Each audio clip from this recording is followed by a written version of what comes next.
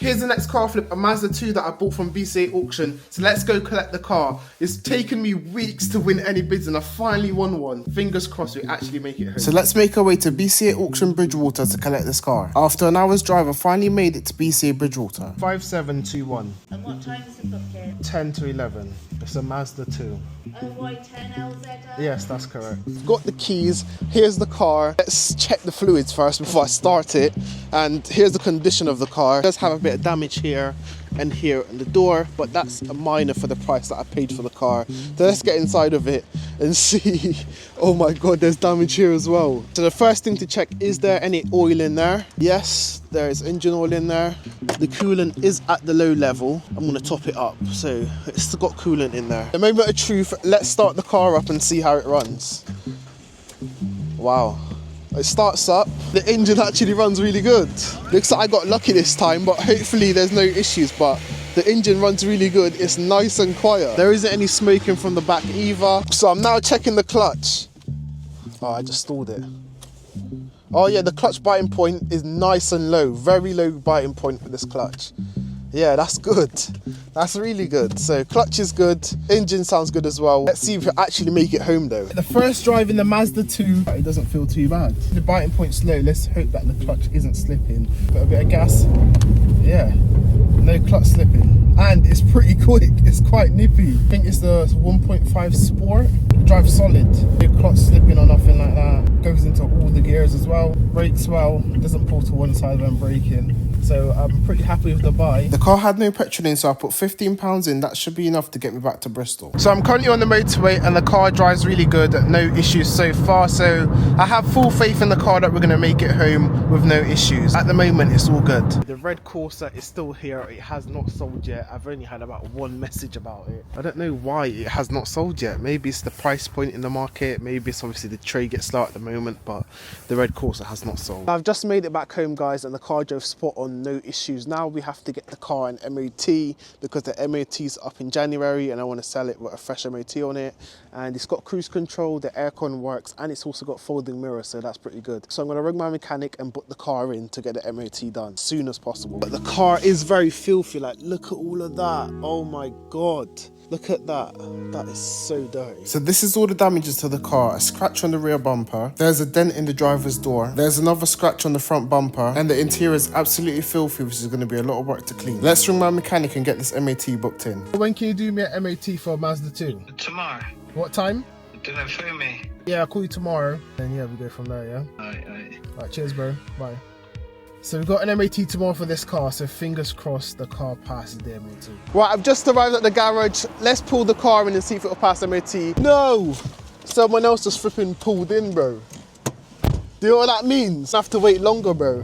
Let me pull my ass in the bloody garage. I should have pulled in time ago. So yeah, guys, I was a bit late, so I'm gonna have to wait now. There's another car in front of me that's got to get the MOT done, so we're here just chilling, waiting for our turn to get the MOT done. So fingers crossed this thing passes the MOT. Right, the car's currently getting the MOT done, guys. Hopefully it passes. I cleaned the headlights as well because that needed doing, so that will not be an advisory. So what do you think of the car then so far? Yeah, it's alright.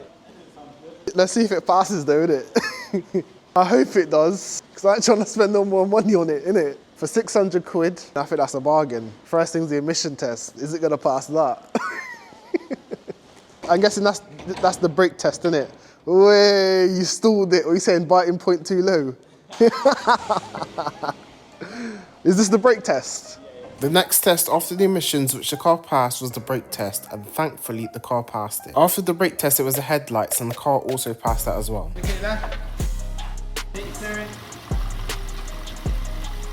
So far, the test seems to be going well until my mechanic found this. The control arm on the driver's side has a bit of play in it, but it doesn't cause any knocking when I'm driving though.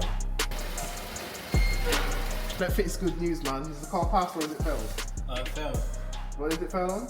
Lower arm, lower bush. Basically, I'm going to get the arm right now from Euro Car Parts and then I'm just going to let him fit it, guys. I can't be asked. It's wet and cold outside. I can't be asked to do it myself today, so...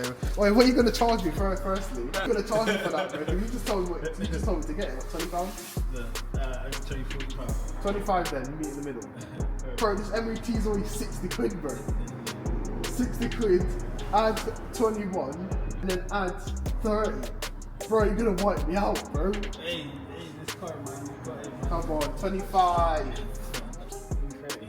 So we agreed on a price of £30 to fit the control arm. And I managed to get the control arm for £21 thanks to my mechanic. And the MOT cost £60, so that's £111 in total. Alright guys, we're going to flipping your car parts, yeah? Because the car's failed MOT.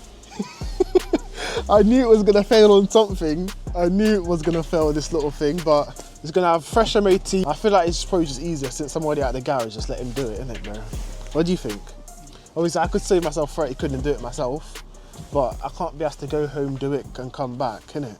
Right, we've just pulled up to your car parts. There's a little bit of a line, but I've got to click and collect. Online or did you do it? Yeah, over the phone. I've now got the parts, just waiting on the mechanic to finish an MOT, and then he says he's gonna get the car on and he's gonna do it. So the bush in here is what's gone. So we're gonna change the control arm.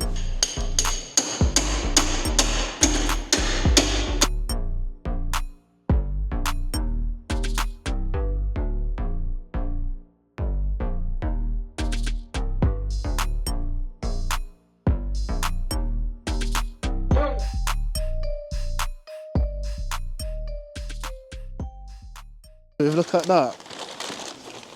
Yeah, that was done with, mate. All right, second try. There you go. That's basically almost in there, isn't it? That's it. Yes, bro. Made it look easy. You know that took me like 2 hours to put in, right, when I done it. Huh? 40 quid? What? Chat about £40. You're funny. I'll finish it from now on then. I'll give you, I could take it from here, innit? I'll give you 20 quid now and I'll finish the rest, yeah? Now my mechanic is just putting everything back together.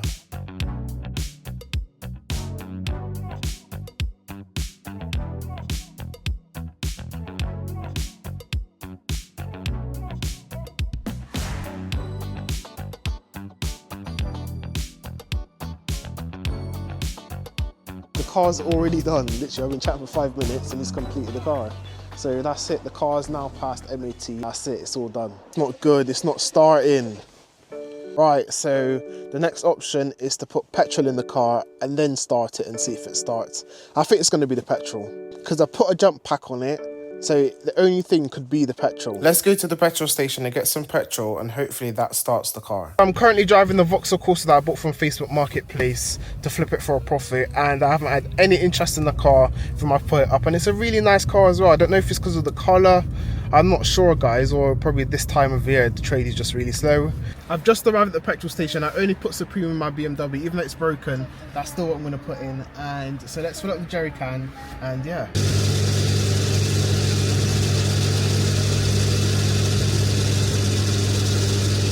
So that came up to £8.61. So let's go put the petrol in the BMW and see if it starts. Fingers crossed. So this is my BMW M1355. The issue with the car is the rod bearings have spun and basically the car isn't starting. So the reason I need to start the car is because the car's run out of MOT and I need it to be done. So let's fill up the car with some petrol and get this car started.